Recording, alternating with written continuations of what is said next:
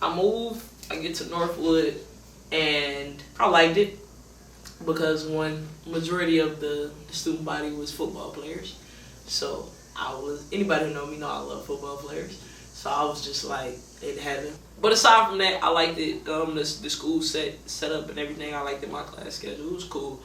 I had talked to the coach and he had set up my tryout date and everything. And of course, because I'm a student, I have free access to the gym and everything. So I had to train on my own to get ready for the tryout. And I stayed in like this hallway, and then probably like a hallway over was where all of the basketball players stayed at. And as much as a people person that some people might think I am, I'm kind of shy when it comes to like introducing myself. I used to be when it comes to like introducing myself in the basketball realm. So I didn't like go introduce myself to the girls or nothing like that. And I just would go work out every day. I didn't really touch a ball because I was still recovering. I was still dealing with the headaches and everything, so I didn't really hoop yet. I spent like my first 2 weeks just grinding, just working out and cardio and just, you know what I'm saying, trying to get myself that type of ready. Versus, I mean, the game thing, I feel like that's kind of natural. You might get rusty, but your game is kind of natural. And I didn't feel like that would have been my issue in my trial. I felt like my stamina and everything like that. I've been chubby and, you know what I'm saying, all of that my whole life, so that's something I've always had to deal with. So that's an area that I've always had to work a little bit harder than most people. So that's what I focused on for like the first 2 weeks. I went home my first weekend because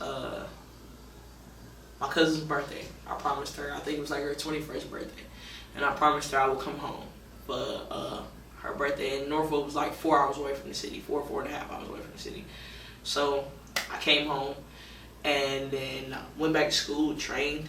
The second week I came home and I get a phone call at like probably like 7 o'clock at night. And the phone call was from my elementary coach, Shaw, my elementary middle school coach, Shaw, who I've said before is like my dad. And he was like crying. He was like, "Have you heard about Raheem?"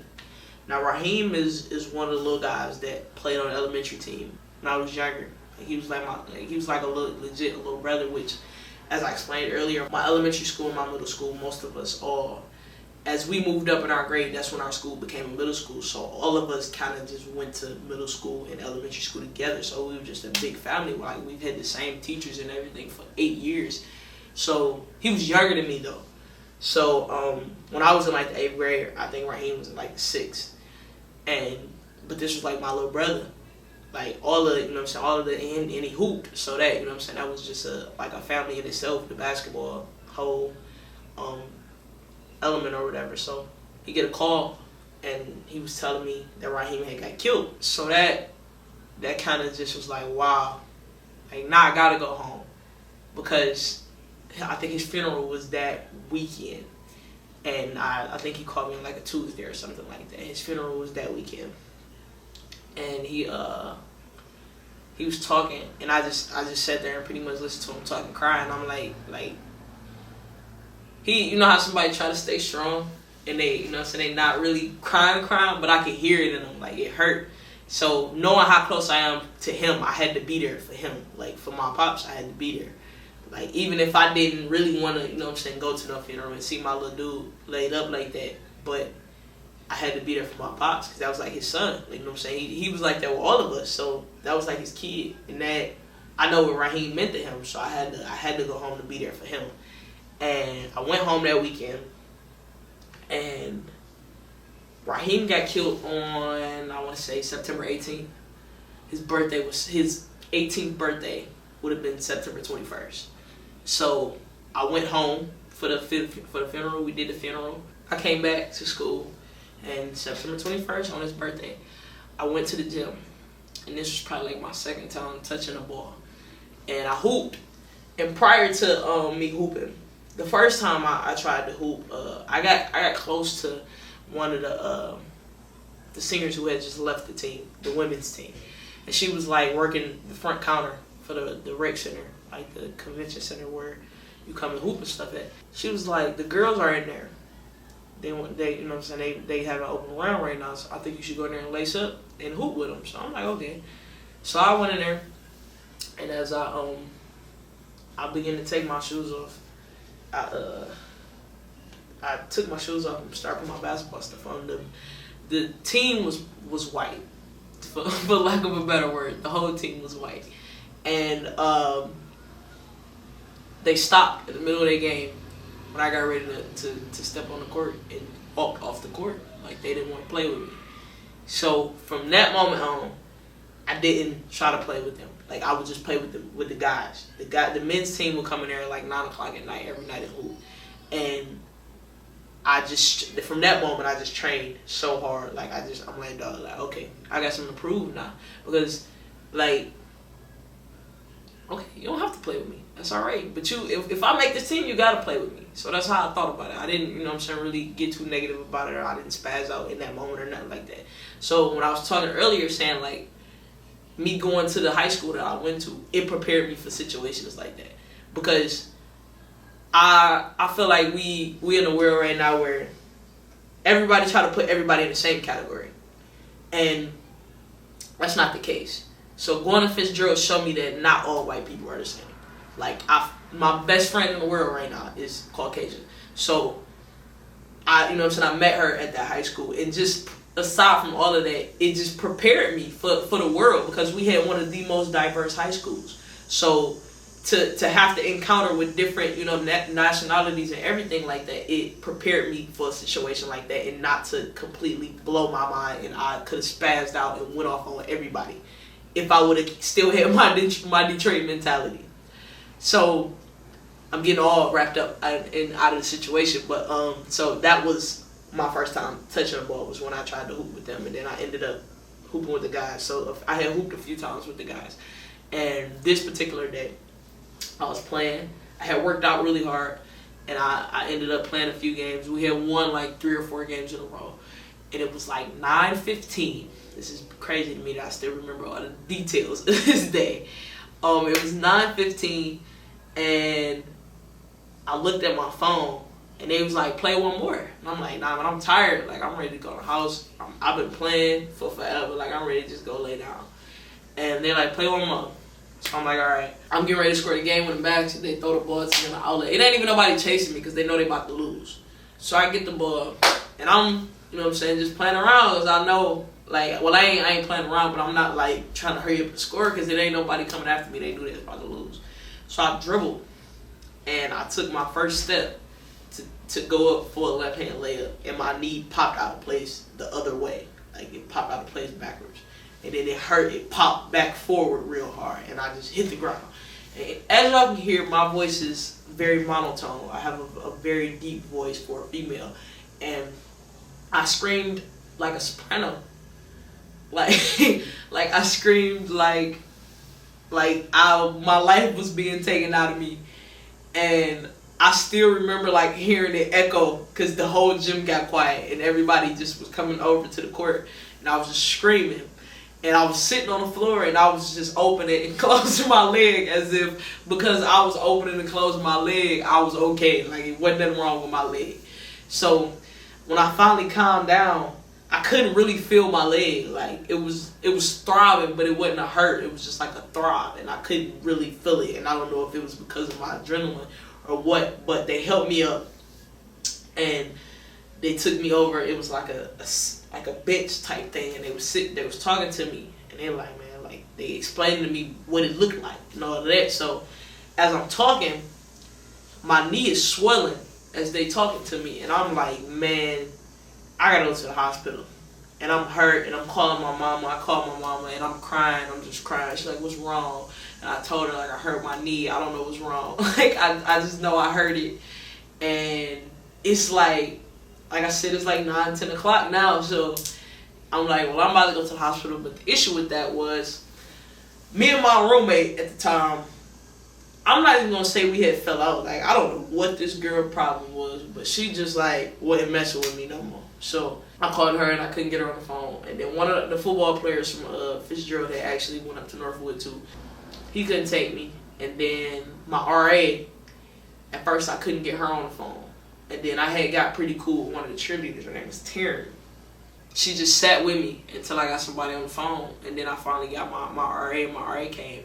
In the hospital, like the school, Northwood sits directly in the middle of the woods, and then when you drive out, it's like a little trail. You drive out, and then the hospital sits on the other side of the woods. Like this, the school in the middle of the woods. Then there's some more woods, and then the hospital sits like in front of it, off the main road. So she drives me out, and we get out there. And of course, like when you hurt yourself like that, they give you an X-ray. The X-ray doesn't show anything unless you actually broke your leg, and I knew I didn't break my leg. So the funny thing is, like the doctor was like, "Yeah, I think you just kind of like strained or tore some ligaments back there." But there's a lot of like stringy ligaments. Like now that I think about it, the doctor, like I don't think he should have been a doctor, but he was like, "There's a lot of like stringy ligaments and stuff back there, so you might have just tore a few of them. You'll be okay." And I'm like, I've been playing basketball for a long time, and I just saw a lot of. One of my teammates in high school tore her ACL twice, so I knew what was wrong, but I just didn't want to say it. So that night they had gave me some Narcos, like some pain pills, and I didn't have anything on my stomach because I had been in the gym all day. So when I got back to my room, I couldn't sleep because I just cried the whole night. I cried until probably like 4 or 5 o'clock in the morning. My friend Shayla at the time, man, she stayed up with me. Like, knowing she had to go to school the next morning, she stayed up with me that whole night and just listened to me cry. Like, I just was crying because I was hurting so bad. And I knew something was wrong, and they had put me in a straight leg cast, and I was just uncomfortable. So that night, like 5 o'clock in the morning, I finally was able to fall asleep, and I think I missed my first class. But when I woke up, I threw up everything because the pain medicine was too strong, and I didn't have anything on my stomach. So I threw up, and then I told you my roommate at the time, she wasn't messing with me, but she came and she just happened to be in the room that day. And she came in and she actually like cleaned up all my throw up, and then she dipped. I didn't see her no more after that. Like, I'm talking about when I wanted to go to the cafe and eat or whatever, like I didn't see her no more. Like, thankfully Taryn just started stopping by my room. Like, you want me to go to the cafe with you? Like, but I didn't see dog no more after she cleaned up my throw up. I made it, crutched. Taryn helped me to class. I crutched to my class. I don't think I went to another class after that. And I came back to my room, and I was telling my mom, I want to stick it out. I want to finish the semester, and then I'll come home. And I had already scheduled for my MRI, which, like I said, I already knew something was wrong. I just didn't want to say it. But I had already scheduled my MRI, and the sucky part about me tearing my ACL was, one, I tore it on my little dude's birthday. So I was just, like, playing so hard. And then my tryout was that next Tuesday for the team, and I ended up tearing my leg up. So, I had already talked, like I said, I had that conversation with my mom, like, I want to stick it out. And my mom was like, okay. So I called my grandma and I told her the same thing. And she didn't accept it, I guess. Like, she told me okay, then she hung up the phone and called my aunt. And, like, I want to say a couple hours later, my aunt called me and was like, no, like, we on the way. Like, I'm about to come and get you. Keep in mind, I'm 4 hours away from the city. So I'm like, what you mean you coming to get me? She like, we're going to drop, you know what I'm saying, you're going to drop out all your classes. Like, we sat on the phone, and she, like, my aunt is the college one in the family. Like, she's been in college. She has multiple degrees and all that. So she was like, we're going to drop you out of your classes. Like, this is going to happen. We'll get you back in school, but you got to get home. Like, I don't want to leave you up there. So she told me to start packing whatever I could pack. Of course, I'm in a straight leg cast and I'm on crutches, so I think the only thing I was able to do was take my sheets and my cover off the bed, and I just kind of like snatched them off the bed. I don't really think I packed anything. And her and my grandma hopped in. My aunt was driving a Ford Fusion at the time, a newer Ford Fusion. And her and my grandma hopped in the car and drove up there, and they got there at like 1 or 2 o'clock in the morning. And they packed up everything I had in that room except for my clothes in the closet. And like, they packed everything in that car and me, and them too, in the Ford Fusion, except for my clothes. I went back home that night, and I stayed with my grandmother, and I scheduled my appointments and everything for being in the city. And a couple days later, I was able to get out of all of my classes and everything. So that ended up working out. And I think the coach emailed me later on and was just reaching out like, I found out you were hurt and I'm sorry and all this other stuff. So I tell everybody, once again, I don't think that God, well, I know for sure, you know what I'm saying, God doesn't make bad stuff happen for you to teach you a lesson. But in that situation, I feel like I'm a big believer in everything happens for a reason. And one, I didn't want to be there. And I just think that knee injury was my sign. Like, you're not supposed to be here. And it, like, ultimately that injury changed me, which anybody who goes through an ACL injury or a knee injury for that matter, it changes you as a player. And it not only changed me as a player, but it changed me as a person. So now I'm depressed, like clear bone depressed. I'm sitting in my grandma's house. I'm not playing basketball. I'm hurt. I can't walk. Like, it was horrible. I don't want to be back in the city. I'm here. And I go have this MRI done. And, of course, I found out I tore my ACL and my meniscus. Completely tore my ACL. And I put a tear in my meniscus, too. And I had a really bad bone bruise from my knee popping out of place so hard. And that actually hurted. The bone bruise hurted worse than the actual, like, ACL tear, because the bone bruise takes forever to heal. But that happens, and then, like, I'm just going, mentally, I was shot. Like, maybe I'm not supposed to be playing basketball because, like, stuff keep happening now. Like, ever since I had this concussion, like, it seemed like ain't nothing going right. And as soon as I try to make some strides to be a college athlete, like, something go wrong. So I'm like, man, like, maybe this ain't for me. Maybe I ain't supposed to hoop no more.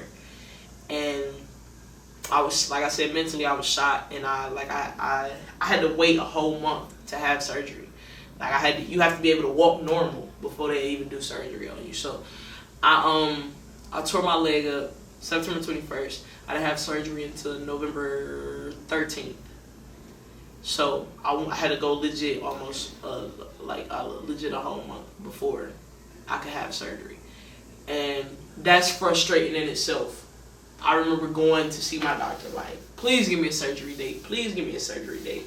And he just wasn't as good as I'm feeling like I'm walking and all of that. Like, my extension had to be good, everything. And if it wasn't good, he wasn't giving me a surgery date. When I finally got to that point, he gave it to me, and I had surgery November 13th. And that's when the healing process kind of starts. And of course, you know what I'm saying, you start rehab. And I remember my first day going back to my appointment. I had my surgery on a Friday. My first, like, follow-up appointment was that Monday. And I was in so much pain. I remember going into the doctor, and he bent my knee for the first time. I hadn't bent it. And he bent it, like, just pushed it in. And I went crazy, like, in my rehab session. He sent me from the appointment, he sent me straight to rehab, because I hadn't started rehab yet. He's like, okay, you can go start today. And I started rehab, and they bent it. My first day of rehab, they bent my knee. And from that moment on, I mean, like I tell everybody who's never had a knee injury or injuries, period, man, injuries are mental. It's a lot more mental than it is physical, because physically, eventually your body is gonna get back to normal. It might just take a while, but your body does exactly what your mind tells it to do. So if your mind telling your body, I'm hurting and I can't do this, then that's what your body gonna take. So the more, like, mentally I was ready to play.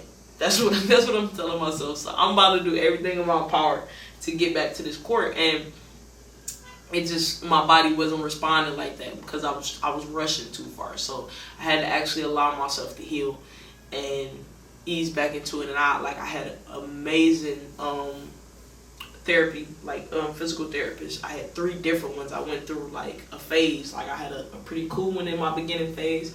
In my middle phase, like, she was a little nuts. In my last phase, he was nuts. So, like, but it in the end, like, they all prepared me for each stage that I needed to be prepared for. So shout out to DMC, the doctors down there and the physical therapists down there. But So I get the rehab, and at this point, like I can play, and they allow me to run.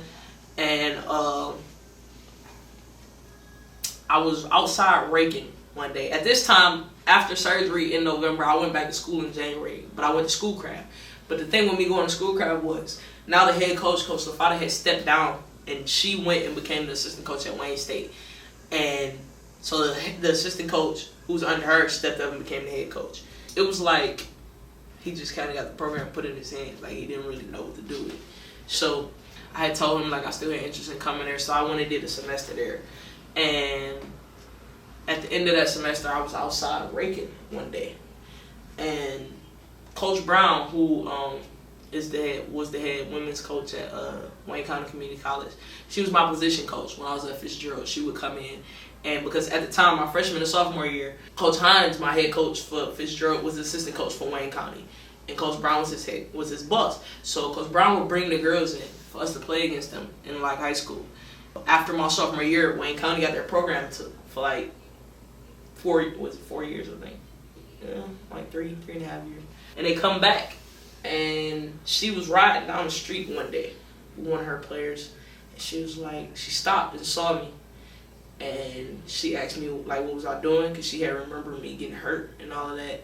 And I explained to her like I was just, you know what I'm saying, still at schoolcraft, but I hadn't did anything. Like, I really was just trying to get in shape.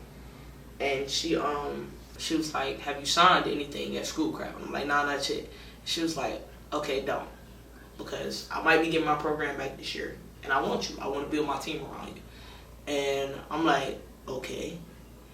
So once again, as I stated, community college was like beneath you when I was growing up. But not only was it beneath you, but Wayne County was definitely beneath you. Like, Wayne County had the worst reputation out of community colleges in the state of Michigan.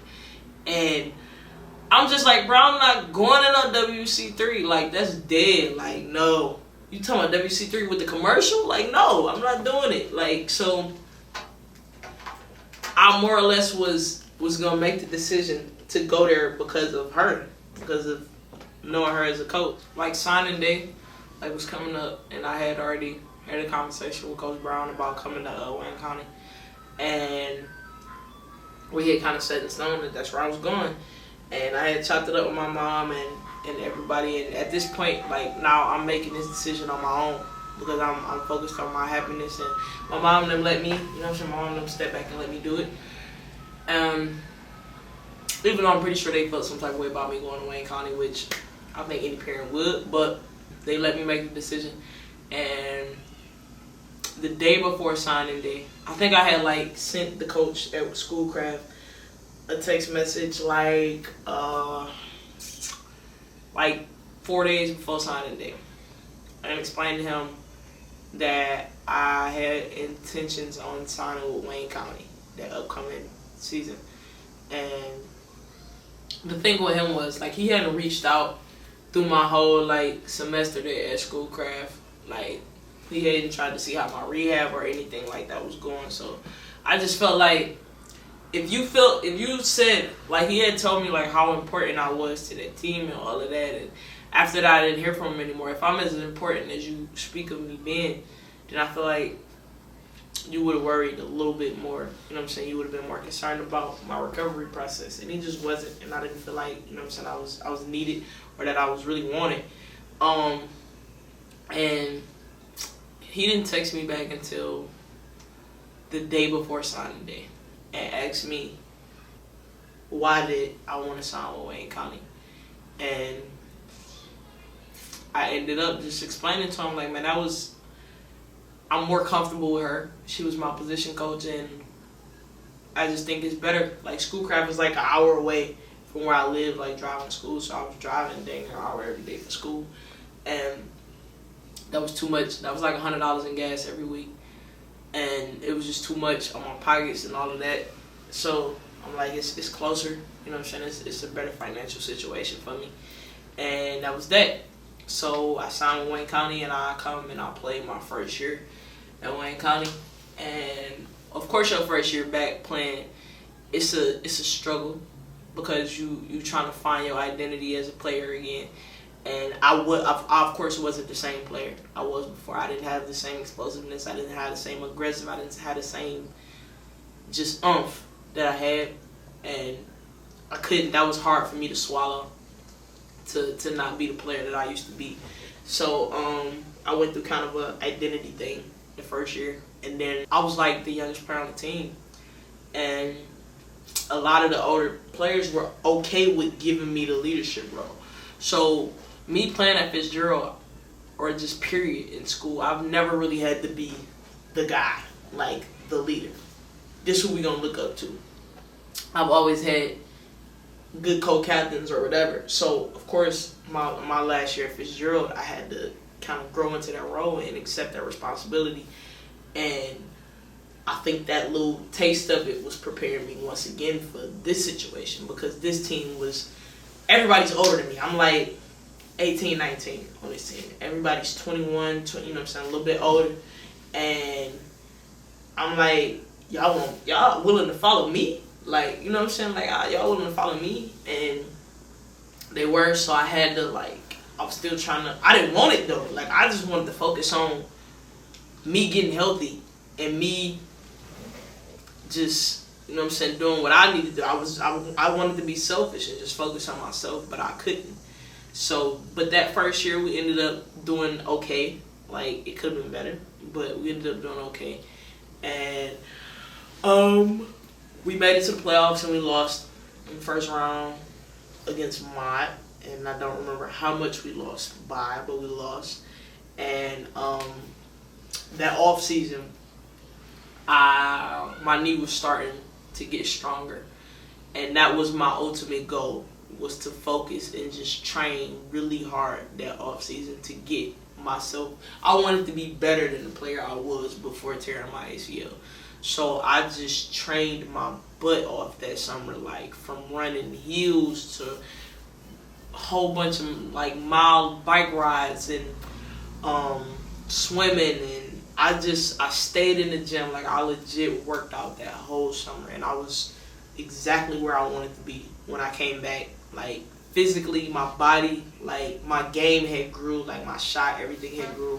So I was exactly where I wanted to be, and it showed when I was on the court. Like, my confidence was just at a new level. Like, I think the first game of the season, I had like 21 points, like 7 rebounds or something like that. Like, I just was ready, and you could tell, like, okay, like, now she's back. We go through the season, and we started off the season, I think we had the potential to be really good. But once again, I was one of the younger players on the team. I wasn't the youngest, but I was one of the younger players on the team. But now, after the first year, this year, I'm ready to embrace it. Like, I'm ready to embrace being a leader. So I was good, but what I wasn't used to being was the go-to player. That I've never been that. I've never been the player who, we're gonna throw the ball to her and we just gonna hope for the best. Like, hopefully it work out. Like, if we need a clutch basket, this who we, like, it's usually a guard. Like, in every team I've ever played for, I've always played with an elite guard, and I've never had to be that person to carry that pressure or nothing like that. So with this team, I was, even though I had elite guards, I was still the go-to player, and I wasn't used to that. I wasn't used to attracting all kind of, you know what I'm saying, attention, getting doubles and triples and stuff like that. So it was different for me in that manner. We go through the season, and like midway through the season, like all of my teammates just got dropping like flies, man. Like, we had a few people quit. We lost some people to grades, and we ended up getting down to 6 people prior to we went to Florida. We had a Florida trip around Christmas time, coming into the new year, and we had 6 people going down to Florida, and we ended up going down there, and I had a really good like tournament. And I tell everybody, man, my second year in Wayne County, we ended up making it to the Final Four with 5 players, because we ended up losing the 6th player. We made it to the Final Four with 5 players, and this was the first time I've taken a team and just kind of threw them on my back, and I'm like, I'm gonna get us there. And once again, that came with accepting that role, and it happened in the Mott game. We ended up playing Mott again. to get to the Final Four, and we were down. Like, we were just going at it, just battling, and I wasn't having a good game, and like I said, I had worked so hard that summer, man. I just wasn't ready to let it go, but I hadn't had a good first half. In the second half, like, I remember at halftime, my point guard April coming up to me like, I need you to come on. And the second half, I just kind of took everybody and just was like, follow me. Like, you know what I'm saying? I'm going to get us there. And from rebounds to extra possessions to clutch free throws and putting my teammates in positions to get M1s, like, I did everything. I'm not going to say perfect, but I did everything, that every minor detail I needed to do in order for us to win that game. And that was the first time I had, like, took that reign. Like, all right, y'all want me to be the leader? All right, I'm going to be the leader. So that was my first time doing it, and I mean, it paid off. And we go through the season, we make it to the Final Four, and I had a really good game in the Final Four game, but I had the flu. No. I had an upper respiratory infection or pneumonia, one of the two. Like, it's like the same thing. But I had that, and I had like a really high fever. So I was only playing like probably 2 minutes at a time. Like, I would play 2 minutes and my coach would take me out because I couldn't breathe. Like, and my body was turning red. And I think I still ended up being like the leading scorer. But I was like dying on the court. And after the game, I remember we ended up losing by like 20 or something, 20, 25. I remember after the game, my body was red. Like, my whole body was red. And all of the trainers were just running to go get me cold towels and stuff. Because I was like, my body was on fire after the game. And my mom and everybody was at the game. And it was like, it was crazy. But I tell everybody, man, my second year at Wayne County was probably my most successful year as an athlete individually. Like, I have district championships in high school, in conference championships, everything in high school. But I've never been big on individual awards. I've never, like I said, I've never been that go-to player. So I've never been the, you know what I'm saying, the kid who got the individual awards. And it didn't bother me because I'm big on team things. Like, I want the big prize. I don't really care about individual awards. But that season, I won every award you can win on the junior college level, except for All-American. And the only reason I didn't win All-American is because our record sucked. Like, even though we made it to the Final Four, our record still sucked. So I didn't get it. But I got like all MCCAA honors. I got all region, all conference, and it was something else that I got. But I did that, and I remember the article came out, and my coach, like, somebody posted it, and I saw it, and I'm like, okay. And then my coach called me and was telling me, like, you know what I'm saying, you won this and that, this and that. And I was just playing it cool on the phone.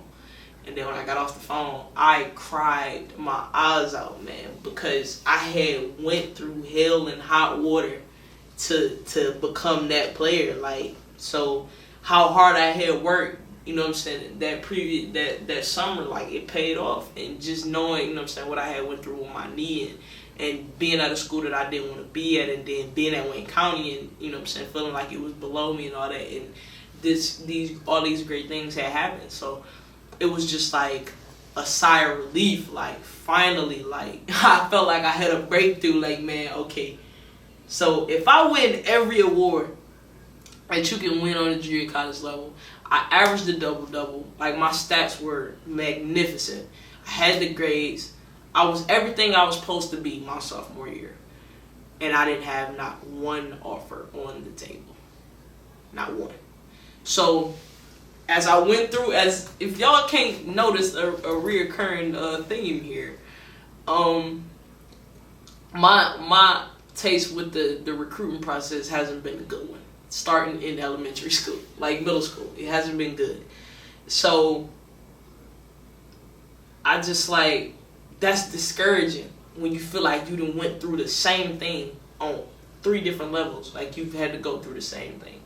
So I'm like, at this point, I'm not, but I've been through it twice. So the thing about going through something is you can either go through it or you can get through it. And when you go through something, if you're just going through it, 9 times out of 10 you're gonna go through it again until you figure out what it is you're supposed to learn in the midst of you going through it. So when you get through something, that means you got through it. You're not going back through it again because you figured out whatever it is, you know what I'm saying, that you have to get through. And before, the first 2 times I went through it, I mean, coming out of middle school, I was a little discouraged, but I had it just put a chip on my shoulder. It made me, you know what I'm saying, want to be better. But when I went through coming out of high school, that wasn't the case, and it discouraged me. So this time I done went through it twice. I'm like, okay, I'm not about to, like, this is not about to deter me from my situation. So when everybody would ask me, like, where you going, I would always tell them, I'm going to school out of state. Like, I didn't know where I was going, but I knew I was not staying in Michigan. I knew that was my goal, so I just kept speaking it into existence until, you know what I'm saying, hopefully it would happen. At the end of the season, my head coach stopped answering the phone. Like, I couldn't get her on the phone. And anybody, if you know her, still to this day, she still don't answer the phone. Trying to get her on the phone is still hard. But she stopped answering. And the thing with her was, at the time, this particular year, she was our head coach. And she had just got the athletic directing job at the high school that we were playing at. And she was the head coach for that high school. And she was the head coach for an AAU team. So out of all 4 of those situations, we're the oldest. We're the grown-ups. So of course, you know what I'm saying, we just felt like we were starting to get less of her as our season was progressing. But at the end of the season, it was really hard to grab a hold to her because now the other 3 situations have her full-blown attention. I couldn't get her, but one day, like, I just went up to the school and I asked her for my film, and she, like, I don't think I got it that day, but I was talking to her about it, and I just hid the film, like, and I was just sending, like, full game films to people, and in the midst of not knowing where I was going, I just kept training. Like, I didn't know where I was going. I knew I was going out of state. I knew that was my plans, and I just kept training. Like, I knew where I was going. Like, I'm talking about every day. I was waking up, going to go run the hill on the Riverwalk. It used to be a big hill on the Riverwalk, and we would go run that, and then probably get in the gym later. I did not take a day off. I kept training, not knowing what I was training for. I had the film, and in the midst of us finishing our season in the Final Four, our men's team, on the other hand, had won the conference. They had won the district championship, the region championship, the state championship. So, and they had won a bid to the national tournament. So every male on that team was trying to get highlight tapes done to get to the next level.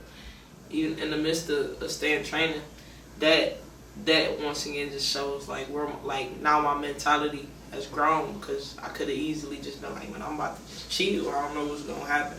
But I couldn't chill because chilling almost messed up my career, you know what I'm saying, going into my senior year. So I couldn't chill. And as I stated, the going through and getting through, I had got through that situation, so I learned from it. Like, so now being in a similar situation, I couldn't do the same thing over. So now, me and my coach, my assistant coach, that's who was working me out every day. And I just was telling him, like, Coach, what we gonna do? Like, I don't know how to go about this. And I was very honest with that. Like, you know what I'm saying, I had went through the recruiting process the first time, and it just didn't go good like I wanted it to go. So I'm like, whatever, you know what I'm saying, I need to do, that's what I'm gonna do. So whatever you tell me to do, that's what I'm gonna do. And he went to church one Sunday, and one of his church members used to play for Tennessee State, and he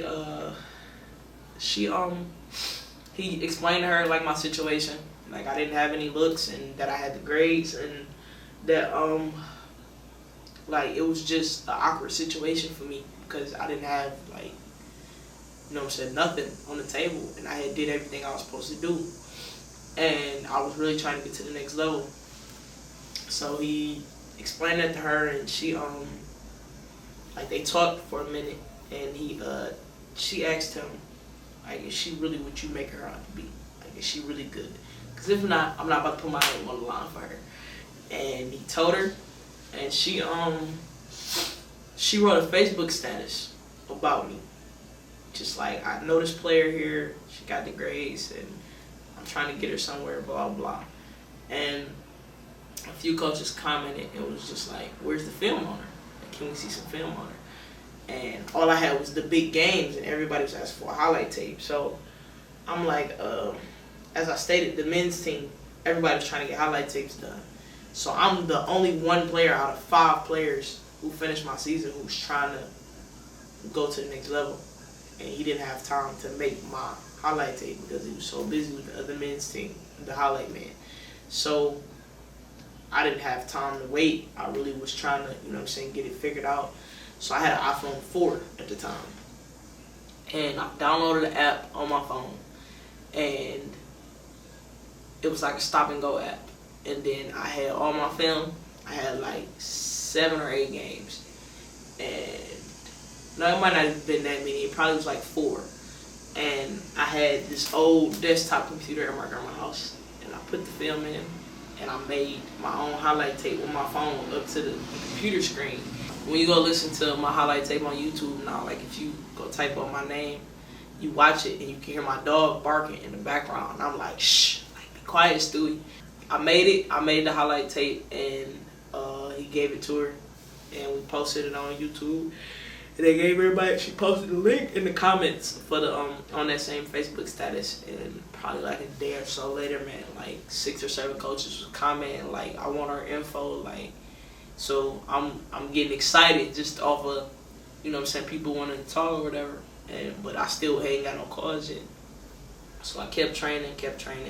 And at the time I was getting ready for graduation from Wayne County with my associates.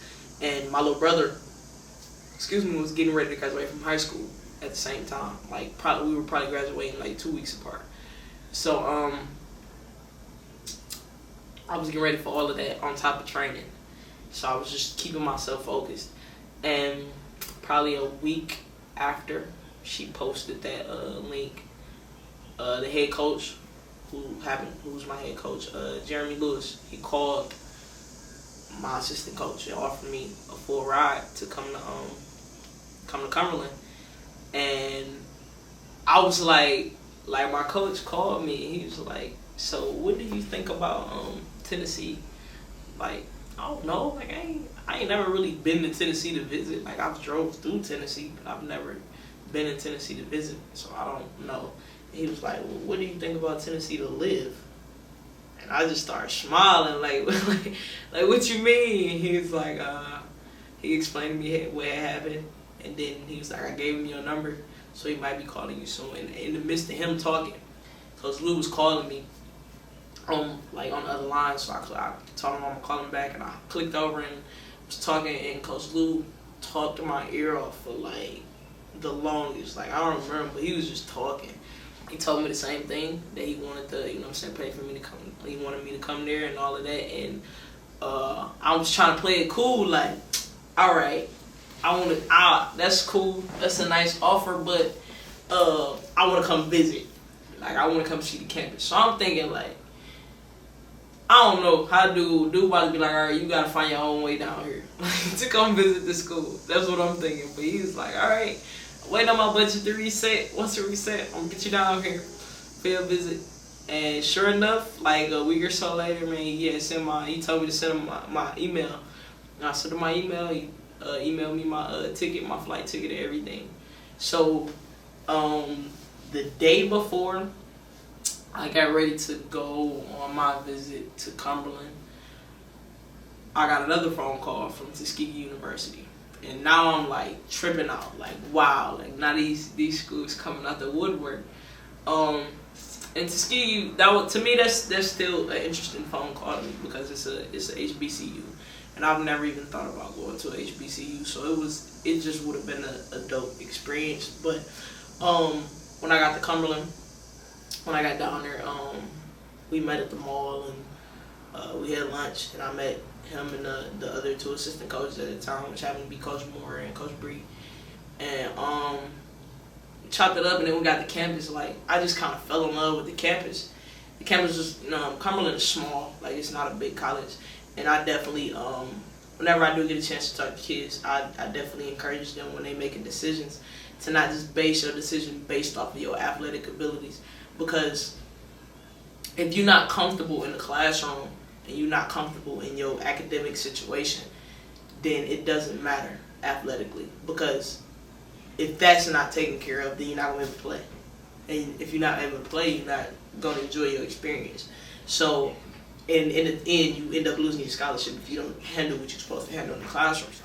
Like I got down there, man, and I just kind of fell in love with the campus because it was small. And like I said, I definitely encourage kids to know the type of learner that you are. I went to Fitzgerald, which our classroom setting wasn't huge. So, and I figured out that was how I learned. I learned better like that in a smaller classroom setting and just a small campus. So, if you learn better in that situation and you go to like a Michigan State or something like that, you're not going to be successful because that's not how you good at learning. Like, it's too big. And not even so much the classroom setting, the atmosphere might be too big for you. Like, it's easy for you to get distracted in a big atmosphere.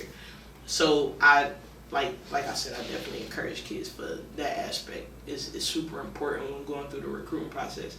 And that's what I fell in love with, like just how small, like Cumberland probably the campus is probably the same size as Fitzgerald's, probably a little bit bigger. But I fell in love with that, and I spent most of my time with the assistant coach, who's Coach Moore, and just chopping it up with her, like it just made me comfortable. And I was good. Like, it just felt like home to me. So I'm like, all right, I think this might be it. And prior to getting there, Tuskegee had called and offered me, and they wanted, like, I did the same thing to them. Like, I want to come visit. I don't want to just, make a decision. I've never been to the campus. And the thing with Tuskegee was, Tuskegee's assistant informed me that they don't pay for their students to come down there for their visit. So I'm like, well, I'm broke. Like, you know what I'm saying? Like, I ain't got nobody to come down there and visit. If you really want